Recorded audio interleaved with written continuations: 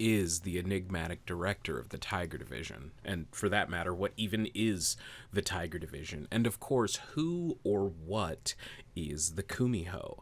Let's talk about it. Hi, my name is the Riddler. Wrong universe, I know. And this is Marvel Rivals Season 7, The White Fox Character Profile. Ooh, I'm very excited for this one. I've been having a lot of fun playing White Fox since she's been released in game, and she's very quickly become my absolute favorite strategist to play, even though I do still love me some Adam Warlock. But let's get into it, shall we? Amy Han was first introduced in Avengers Electric Rain issue 1 and was created by Young Hoo Ko, who is the last of the Kumiho and the director of the Tiger Division, appointed to the position by the National Intelligence Service, which is in a lot of ways South Korea's version of SHIELD. But what is a Kumiho? Well, in real-life myth, a Kumiho, or nine-tailed fox, is a dokabe, a type of entity in Korean folklore that isn't exactly a spirit or a ghost in the sense that they're not formed when a human being dies. Instead, they are a spiritual possession of an inanimate object. A Kumiho is similar to a kitsune from Japanese myth, and the term was for a long time used as a slight toward treacherous officials, and nowadays, according to my research at least, it can be used as a term to describe a person as sly or cunning, very fox-like in that way. This is just barely scratching the surface of these creatures and the various myths surrounding them, so I deeply encourage y'all to check them out in depth if you're interested. All these things that I've used to describe the Kumiho can also be used to describe Amy Han. In the Marvel Universe, dokabe are races of various supernatural creatures, primarily presented as demons. Amy Han is one of the Kumiho, a race of dokabe that were shape-shifting fox people, largely implied to be primarily women, and they're described in legends as seducing men in order to tear out their hearts and eat them raw. We love a girl boss. We also know for sure that both Ami's mother and grandmother were also Kumiho.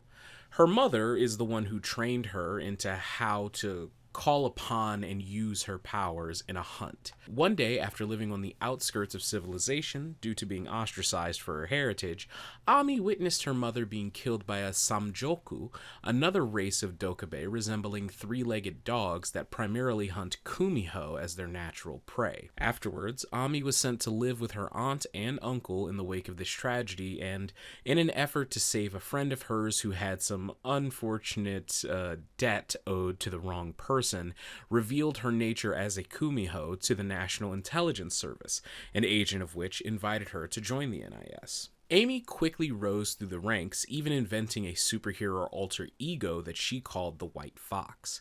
Eventually, Amy became the director of the NIS and the head of the superhuman response team of the NIS, the Tiger Division. Where America has the Avengers, South Korea has the Tiger Division.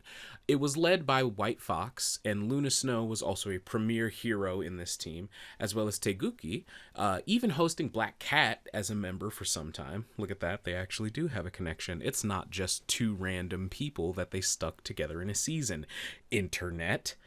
But even from there, White Fox has had interactions with Domino, the Champions, various symbioids, Battle World, a fake Deadpool, even. But most notably, in my opinion, she was yet another member of the Agents of Atlas. Please add Amadeus Cho to this game as a tank so I can have a full Agents of Atlas team. That's what I want, Guang Guang. Make it happen. But being a member of the Agents of Atlas, of course, means that Amy Han is close friends with not only Luna Snow, but with Lin Lie, the immortal Iron Fist. Though she started working with him when he was but a humble sword master, wielding his ancestral sword of Fushi. When Lin Lie lost that sword and washed up on the shores of Kunlun bleeding out, it was because he had risked his life to save Amy Han from the clutches of a demonic Kumiho. That was primed to kill her, essentially. Even with all her power, she couldn't bring herself to strike down a creature like herself that she hadn't seen in hundreds of years. It's a little ambiguous how old Ami is supposed to be. But when Lin Lie appeared on the shores of Kunlun, most of the shards of the Sword of Fuxi were embedded into his arms, which is a cool detail that you can see whenever Iron Fist uses his parry ability in-game. However, one of those shards was always kept in Ami's possession until the very day she joins us in Marvel Rivals. In Ami's character lore section, she describes a meeting over tea in a busy cafe in Lower Manhattan.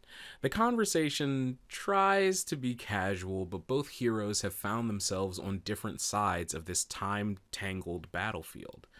Director Han believes that the time stream entanglement is being made worse by all of these heroes trying to jump from timeline to timeline to help every single issue that they come across.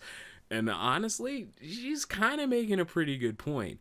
Extron, which was a direct result of the heroes doing this, could have led to an issue even bigger than either one of the Dooms. It's why Doctor Doom himself has to stop in to stop Extron, because he would have been a much bigger issue than anyone was ready for at the time. Lin Lie, however, counters by saying that situations like Null would have ended more than a few timelines without the hero's intervention, and that's certainly a situation that calls for all hands to be on deck.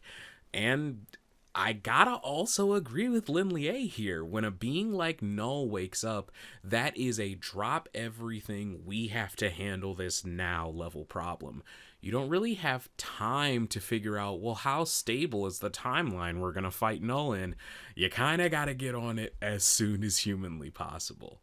So the two reach a bit of an impasse until Dr. Han reveals that Wilson Fisk actually isn't full of hot air for once. He is legitimately getting verified information that what she's describing is happening. Heroes going from timeline to timeline is making the time stream entanglement worse. It is crossing more streams. It is tangling more destinies the more that they do it. However, Lin Lie is adamant that doing nothing would be even worse. What could happen if all of these people have access to all these various timelines? Because the villains certainly don't care about how unstable things become. So it is the hero's obligation to step in and help, even if there's a chance it might make things worse. Ami seems to know her friend Lin Lie well enough to know that the conversation would go like this, and she isn't surprised that Lin Lie resists her invitation to join not the Tiger Division, but a governmentless, free agent, free-flowing response team similar to the Tiger Division, but not beholden to one government or planet even in particular. So, knowing how Lin Lie is with rules and overseeing structures in general, Ami tries to extend an olive branch by returning the fragment of the Sword of Fuxi that she has kept with her for all these years to Lin Lie, truly wishing him the best, and the friends hug each other, neither having gotten exactly what they wanted from this conversation, but living with seeing a good friend as enough. Ami ponders to herself as she watches the looming Alchemax building in Lower Manhattan, seeming to think that things will get worse before they get better, but resolving to be here for whatever it is that happens. And that's basically it. Thank you all so much for joining me for this character profile. What do you think of White Fox and Marvel Rivals so far? Like I said at the top of this video, I'm loving her. She's so much fun. I love having a strategist that truly is also a dive character. And for everybody out there that says she doesn't do enough healing, you're out of your minds. She's great. You just don't know how to do it. Old man grumbles at Sky. But thank you all so much for watching, and until the next time I see you, drink some water, wash your hands, tell someone you love that you love them, and be good people.